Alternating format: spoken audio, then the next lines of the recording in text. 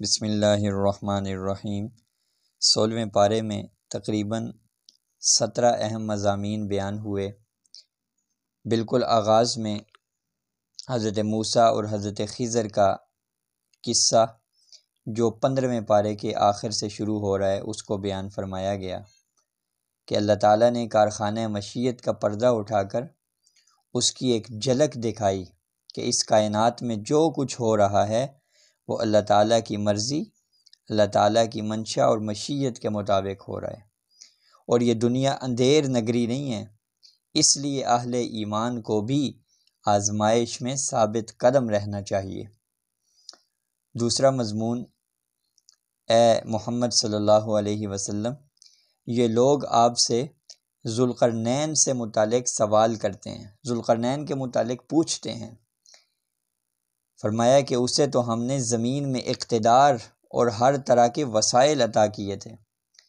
لوگوں کے مطالبے پر ذوالقرنین نے یاجوج ماجوج کے آگے ایک مستحکم دیوار بھی بنا دی، مگر وہ محض ایک فاتح ہی نہیں تھا بلکہ توحید اور آخرت کا قائل تھا اور عدل و انصاف سے کام لیتا تھا۔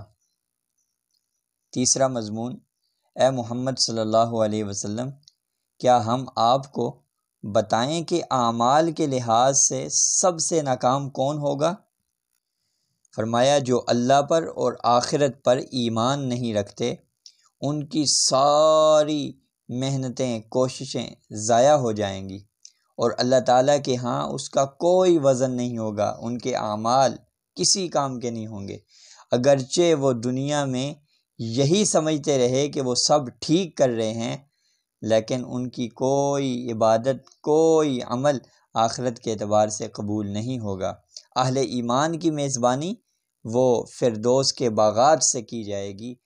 یوں سورۃ الکہف ختم ہوئی اور آگے سورہ مریم کا آغاز ہو رہا ہے۔ سورہ مریم میں 3 اہم مضامین بیان ہوئے ہیں۔ اثبات توحید، چنانچہ حضرت عیسیٰ علیہ السلام کی تقریر اور حضرت ابراہیم علیہ السلام کی نصیحت اس پر دلالت کرتی ہے۔ دوسرا مضمون بیان ہوا ہے اثبات نبوت، بعض انبیاء علیہ السلام کے قصوں کو اس سورہ میں بیان فرمایا گیا۔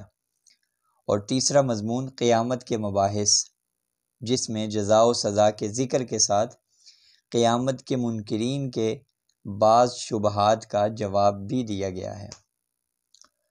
پارے کے اعتبار سے چوتھا مضمون سورہ مریم کے آیت نمبر 3، 4، 5 اور اسی طرح آیت نمبر 8 میں اور 12 میں بیان فرمایا گیا کہ حضرت زکریا علیہ السلام دعا فرماتے ہیں، پروردگار میں بوڑھا ہو چکا ہوں لیکن مجھے نیک اولاد عطا فرما جو یعقوب کی وارث بنے۔ ان کی دعا قبول ہوئی اور بڑھاپے میں اولاد کی نعمت ملی اور اس بچے کا نام یحییٰ تجویز کیا گیا۔ آیت نمبر 8 میں فرمایا جنہیں اللہ نے نبوت سے بھی نوازا، حضرت یحییٰ علیہ السلام جن کا نام رکھا گیا تھا، پھر اللہ نے ان کو نبوت اور کتاب سے بھی نوازا۔ پانچواں مضمون، حضرت مریم علیہ السلام کے ہاں جب بغیر باپ کے حضرت عیسیٰ علیہ السلام کی ولادت ہوئی تو قوم نے الزامات کی بوچھاڑ کر دی۔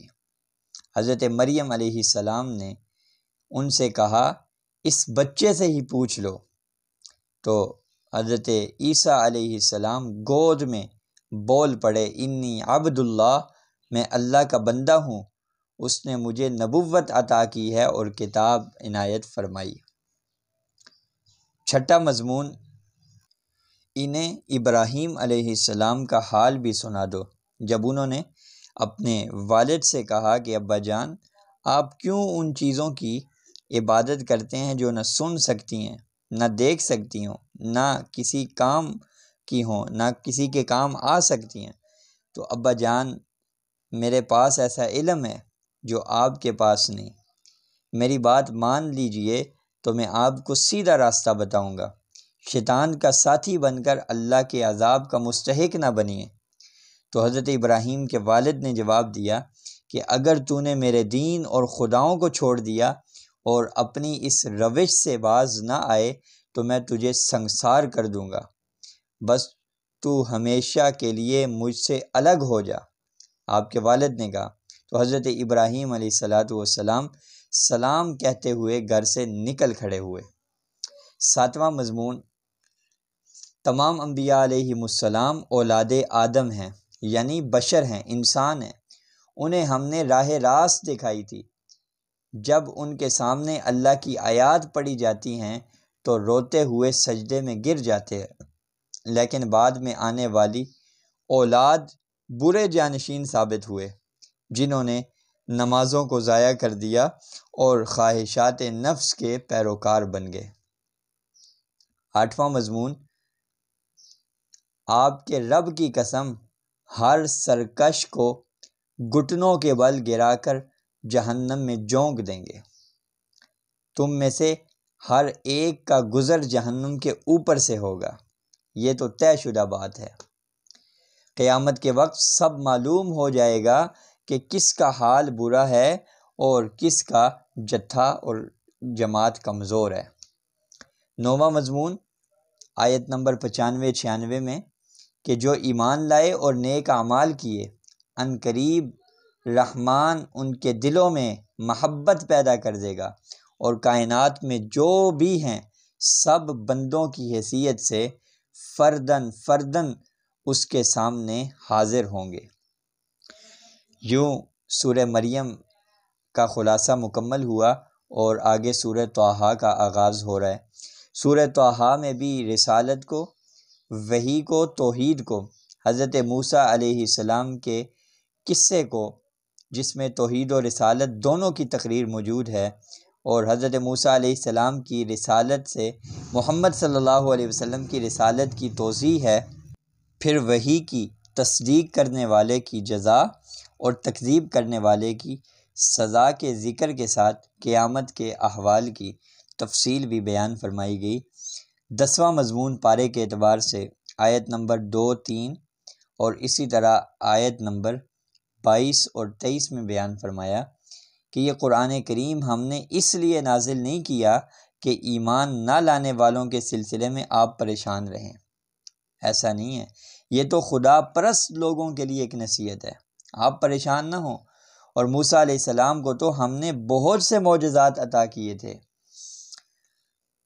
11واں مضمون کہ جب حضرت موسیٰ علیہ السلام کو اللہ نے کہا کہ فرعون کو دعوت دینے جائیں، وہ سرکش ہو گیا ہے، تو فرمایا نرمی کے ساتھ دعوت دو، قولا لینا، نرمی کے ساتھ۔ تو حضرت موسیٰ علیہ السلام نے دعا فرمائی، پروردگار میرا سینہ کھول دیجئے، میرا کام آسان کر دیجئے، میری زبان کی گرہ سلجھا دے تاکہ لوگ میری بات سمجھ سکیں۔ اس میں بھی بڑی نشانیاں ہیں، فرمایا عقل مندوں کے لیے، عقل رکھنے والوں کے لیے۔ 12واں مضمون آیت نمبر 55 اور آیت نمبر 70، 72، 73 میں بیان ہوا کہ اس زمین سے ہم نے تمہیں پیدا کیا، اسی میں تمہیں واپس لے جائیں گے اور اسی سے تمہیں دوبارہ نکالا جائے گا۔ اور فرمایا جب جادوگر حضرت موسیٰ علیہ السلام کے مقابلے میں شکست کھا گئے تو وہ فوراً ایمان لے آئے۔ جب فرعون نے سخت سزا کی دھمکی دی تو انہوں نے یہ ایمان افروز جواب دیا کہ جو کچھ کرنا چاہے کر لے، تو زیادہ سے زیادہ دنیا کی زندگی کا خاتمہ ہی کر سکتا ہے، اب تو ہم اپنے رب پر ایمان لا چکے ہیں۔ 13واں مضمون آیت نمبر 85 میں بیان ہوا کہ جب حضرت موسیٰ علیہ السلام کو کوہ طور پر حضرت موسیٰ علیہ السلام کوہ طور پر گئے تو قوم آزمائش میں پڑ گئی۔ سامری نے انہیں بچھڑے کی عبادت میں لگا دیا اور وہ گمراہ ہو گیا، اور اس نے سب کو گمراہ کر دیا، بنی اسرائیل کو بچھڑے کی عبادت میں لگا دیا۔ 14واں مضمون کہ حضرت موسیٰ علیہ السلام نے سامری سے کہا کہ تیری سزا یہی ہے کہ زندگی بھر کے لیے تو ایک عبرت بن جائے گا اور دور ہی سے لوگوں کو کہے گا کہ مجھے ہاتھ نہ لگانا، اور قیامت کے دن اس جرم کا بوجھ بڑا تکلیف دہ ہوگا۔ 15واں مضمون، یہ لوگ پوچھتے ہیں کہ قیامت کے دن یہ پہاڑ کہاں چلے جائیں گے؟